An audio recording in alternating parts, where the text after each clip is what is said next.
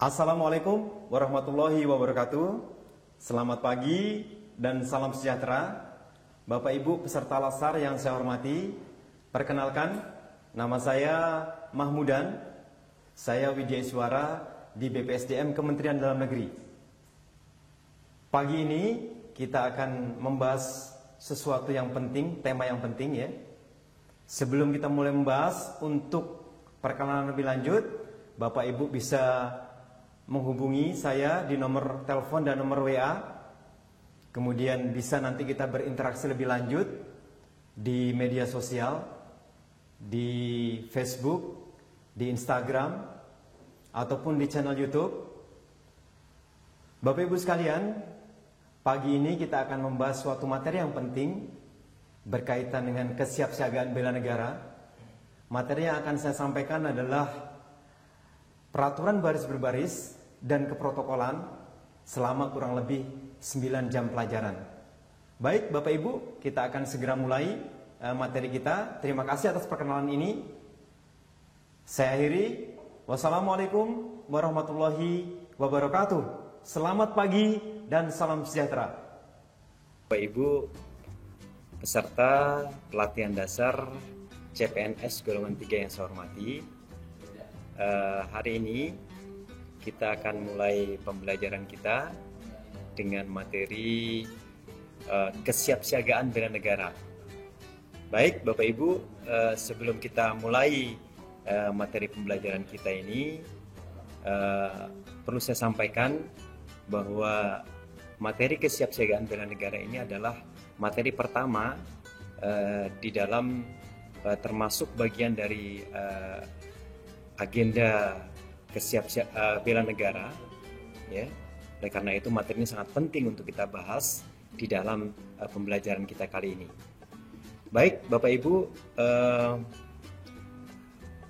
kita akan mulai dengan tujuan pembelajaran kita. Tujuan pembelajaran kita adalah mengenalkan atau pengenalan sikap perilaku bela negara ya, melalui aktivitas pembelajaran. Apa yang kita bahas pertama adalah tentang peraturan baris berbaris atau PBB. Nah, yang kedua keprotokolan. Yang ketiga adalah ragam kegiatan bermain peran kewaspadaan dini ya, sebagai badan pengumpulan keterangan. Dan selanjutnya adalah ragam kegiatan ketangkasan fisik dan penguatan mental dengan menekanan pada aspek kedisiplinan, kepemimpinan, kerjasama, dan prakarsa dengan menggunakan metode-metode pembelajaran di alam terbuka yang diterapkan dalam pelatihan dasar CPNS dalam rangka membangun komitmen dan loyalitas terhadap negara dalam menjalankan tugas sebagai PNS profesional sebagai pelayan negara dan masyarakat. Itu adalah tujuan pembelajaran kesiapsiagaan bela negara. Baik Bapak Ibu, hasil pembelajaran kita, hasil belajar apa yang akan kita dapatkan? Ya, setelah mengikuti pembelajaran ini, Bapak Ibu peserta diharapkan mampu memahami wawasan kebangsaan melalui pemaknaan terhadap nilai-nilai bela negara dan menunjukkan sikap perilaku bela negara dalam suatu kesiapsiagaan yang mencerminkan sehat jasmani, mental, menghadapi perubahan lingkungan strategis dalam menjalankan tugas jabatan PNS profesional pelayan masyarakat. Apa materi pokok yang kita bahas, Bapak Ibu sekalian? Ada 7 materi pokok, ya. Namun pada kesempatan kali ini saya akan membahas materi khusus terkait dengan peraturan baris berbaris dan keprotokolan. Sedangkan materi yang lainnya nanti akan dibahas oleh pengampu yang lain. Jadi kita pada pagi hari ini akan fokus kepada materi peraturan baris berbaris dan keprotokolan. Ya, baik Bapak Ibu, kenapa materi kesiapsiagaan bela negara ini penting diberikan kepada Bapak Ibu sekalian? Ya, karena kita berharap Bapak Ibu nanti dalam menerapkan materi ini sebagai calon pegawai negeri sipil itu selama pelaksanaan pelatihan dasar ini Bapak Ibu menerapkan materi kesiapsiagaan bela negara ini. Nah, selain itu Bapak Ibu, kenapa ini penting atau keren? Karena Bapak Ibu akan bertugas sebagai PNS di dalam pelaksanaan tugas sehari-hari, dan juga Bapak Ibu akan melaksanakan tugas bersama-sama dengan masyarakat. Oleh karena itu materi kesiapsiagaan bela negara ini penting untuk diberikan kepada Bapak Ibu sekalian.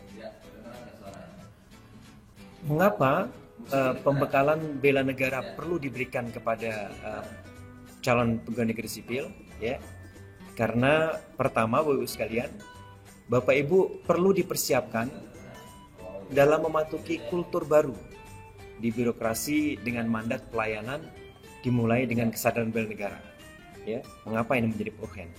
Yang kedua, Bapak Ibu perlu dibentuk karakter untuk bersikap dan bertindak profesional, ya, dalam mengelola tantangan dan masalah keragaman sosial kultural dengan menggunakan perspektif whole of government yang didasari oleh nilai-nilai kebangsaan berdasarkan kedudukan dan peran Bapak Ibu selaku PNS dalam negara kesatuan Republik Indonesia. Yang terakhir, mengapa materi ini urgen terpenting diberikan? Karena Bapak Ibu dituntut menunjukkan perilaku berkinerja yang berkualitas, beretika atas dasar nilai-nilai kebangsaan, dan komitmen yang tinggi terhadap organisasinya untuk menghadapi perubahan lingkungan strategis di unit kerja organisasi dan negara pada umumnya sebagai perwujudan nyata semangat bela negara seorang pegawai negeri sipil. Baik Bapak Ibu sekalian, sesuai yang saya sampaikan tadi, materi yang pertama yang kita bahas adalah materi peraturan baris-baris. Bapak Ibu, ada modul, ada bahan tayang yang sudah kita siapkan di Learning Management System di LMS. Bapak Ibu dapat memperdalam materi-materi ini. Nah, saya akan menyampaikan pokok-pokok penting saja dalam pertemuan kali ini, ya. Materi detailnya Bapak Ibu dapat baca di modul dan bahan tayang yang ada di Learning Management System tersebut. Apa itu peraturan baris-baris, Bapak Ibu sekalian? Mengapa ini penting untuk diberikan kepada Bapak Ibu sekalian? Ya, baik. Peraturan baris-baris itu adalah suatu wujud latihan fisik, Bapak Ibu sekalian, yang diperlukan untuk menanamkan kebiasaan atau habit dalam tata cara kehidupan yang diarahkan kepada terbentuknya suatu perwataan tertentu. Jadi peraturan baris-baris atau PBB itu adalah latihan fisik yang nanti Bapak Ibu diharapkan terbiasa, kemudian akan berperilaku dengan perilaku yang semakin terbentuk dan membentuk watak yang sudah ditentukan. Ya. Kemudian peraturan baris-baris itu terdiri dari pertama aba-aba atau instruksi. Jadi setiap baris-baris itu ada aba-aba dan instruksi, itu diberikan oleh seorang komandan atau pemimpin kelompok kepada anggota atau pasukan yang dilaksanakan pada waktunya secara serentak dan berturut-turut. Jadi yang pertama itu ada aba-aba atau instruksi dalam peraturan baris-baris. Aba-aba atau instruksi itu terdiri tiga bagian. Pertama ada petunjuk, yang kedua ada peringatan, dan yang ketiga ada pelaksanaan. Misalkan saya berikan contoh petunjuk. Pertama, misalnya, siap untuk persiapan, itu ada apa petunjuk? Siap. Kemudian ada apa peringatan? Gerak. Siap, gerak. Nah, baru Bapak Ibu melaksanakan aba-aba petunjuk dan peringatan tersebut menjadi suatu pelaksanaan. Jadi setiap PBB itu pasti terdiri dari tiga komponen tersebut. Saya berikan contoh lagi, misalnya hadap kiri, berarti Bapak Ibu harus menghadap kiri. Kemudian ada perintah peringatan, gerak, dan pelaksanaannya Bapak Ibu melaksanakan. Ya, jadi pasti terdiri tiga poin itu tersebut. Lebih detail nanti kita akan latihan, ya, kita akan berlatih dengan mekanisme Zoom meeting ini, kita akan berlatih nanti secara latihan mungkin akan lebih detail Bapak sekalian. Nah, kemudian ada aba-aba pelaksanaan, ya. Aba-aba pelaksanaan itu dimulai dari gerak, kemudian jalan dan mulai, ya. Jadi aba-aba pelaksanaan ini penting untuk diberikan. sebelum sebuah peraturan baris itu dilaksanakan. Misalnya gerak itu bergerak tanpa meninggalkan tempat, ya, kaki dan tubuh anggota lainnya ikut bergerak. Kalau jalan, Bapak Ibu menggunakan gerakan kaki dan meninggalkan tempat, ya. Kemudian kalau mulai berarti perintahnya dimulai kemudian dilaksanakan secara berturut-turut. Untuk lebih detailnya nanti kita akan lakukan praktek langsung Bapak Ibu sekalian sehingga Bapak Ibu lebih memahami terhadap hal ini, ya. Kemudian peraturan baris berbaris secara garis besar yang saya sampaikan tadi sedemikian Bapak Ibu sekalian. Dan untuk lebih melatih kita, maka kita akan lakukan nanti praktek-praktek dalam pelaksanaannya, ya. Baik. Sekarang kita akan masuk pada materi yang kedua, yaitu materi keprotokolan. Apa itu protokol? Bagaimana protokol dilaksanakan, ya? Kemudian apa itu bedanya dengan protokol, protokoler dan keprotokolan? Ini penting untuk dipahami karena apa? Karena Bapak Ibu nanti sebagai PNS juga dibutuhkan pengetahuan pelaksanaan keprotokolan tersebut, ya. Nah, di slide ini kita bisa lihat pengertian protokol secara etimologis, ya. Secara bahasa itu bisa kita lihat dari bahasa Inggris protokol, dari bahasa Prancis protokole, bahasa Latinnya protokolum, kemudian Yunaninya protokolon, ya.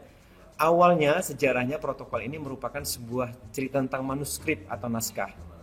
Nah, pengertian secara umum protokol ini adalah keseluruhan naskah yang terdiri dari catatan, dokumen, persetujuan, perjanjian, dan lain-lain dalam lingkup nasional maupun internasional. Itu pengertian protokol, sehingga sering kita dengar ada beberapa istilah secara internasional dipakai penggunaan istilah-istilah protokol tersebut. Nah, kemudian apa bedanya dengan protokoler? Ya, secara umum, Bapak Ibu sekalian, protokoler itu adalah seluruh hal yang mengatur pelaksanaan suatu kegiatan, baik dalam kedinasan maupun di kantor ataupun di masyarakat. Jadi protokoler itu sesuatu yang mengatur pelaksanaan suatu kegiatan. Jadi kegiatan yang diatur dilaksanakan itu namanya protokoler, ya. Kemudian apa bedanya dengan keprotokolan? Nah, menurut Undang-Undang Nomor 9 2010, apa itu keprotokolan, ya? Bapak Ibu sekalian bisa baca di pasal 1. Keprotokolan adalah serangkaian kegiatan yang berkaitan dengan aturan, ya. Apa yang diatur? Pertama adalah dalam acara kenegaraan, ya, acara kenegaraan. Yang kedua, atau acara resmi yang meliputi, nah, apa yang diatur? 1. Tata tempat, 2. Tata upacara, dan 3. Tata penghormatan sebagai bentuk penghormatan kepada seseorang dengan jabatan dan atau kedudukannya dalam negara, pemerintah, dan masyarakat. Nah, dari pengertian ini dapat kita lihat Bapak sekalian, jadi keprotokolan itu adalah suatu rangkaian kegiatan yang mengatur secara resmi acara kenegaraan, acara resmi yang meliputi tempat atau upacara dan tata penghormatan sesuai dengan kedudukan seseorang. Nah, ini perlu dipahami Bapak sekalian sebagai PNS yang awal akan bertugas tentang keprotokolan tersebut, ya. Baik. Setelah kita memahami peraturan baris berbaris keprotokolan, selanjutnya kita sampai pada materi yang ketiga, yaitu apa itu etika keprotokolan, dan apa itu etiket keprotokolan, ya. Baik. Secara umum Bapak Ibu sekalian, etika keprotokolan itu sesuatu nilai yang disepakati, ya, yang mengatur hubungan antar pribadi, antar masyarakat, antar lembaga, bahkan antar negara. Jadi nilai-nilai ini disepakati sebagai nilai yang baik dan benar dalam tata pergaulan. Nah, oleh karena itu ada yang keterkaitan nilai antar pribadi, antar kelompok masyarakat, antar lembaga, dan bahkan antar negara, ya. Kemudian secara umum, ya, apa itu etika? Etika itu berasal dari bahasa Yunani yang bermakna yang berarti kebiasaan atau watak, yang disebut dengan ethos, ya. Kemudian dari bahasa Prancis kita mengenal istilah etiket yang berarti kebiasaan atau pola perilaku yang baik dan dapat diterima lingkungan. Kemudian pengertian etika juga berkaitan dengan sikap dan perilaku yang menunjukkan kesediaan, kesanggupan seseorang secara sadar sukarela untuk mentaati ketentuan dan norma kehidupan yang berlaku dalam masyarakat atau organisasi. Yang keempat, perilaku yang ditunjukkan seorang atau organisasi dalam interaksi dalam lingkungan. Nah, ini adalah pengertian tentang etika. Kemudian, apa perbedaan etika dan etiket? Nah, etika tidak terbatas pada cara melakukan perbuatan. Etika memberi norma tentang perbuatan itu sendiri, ya. Kemudian etika menyangkut masalah apakah sebuah perbuatan itu boleh atau tidak boleh dilakukan. Nah, sedangkan etiket hanya berlaku dalam pergaulan saja.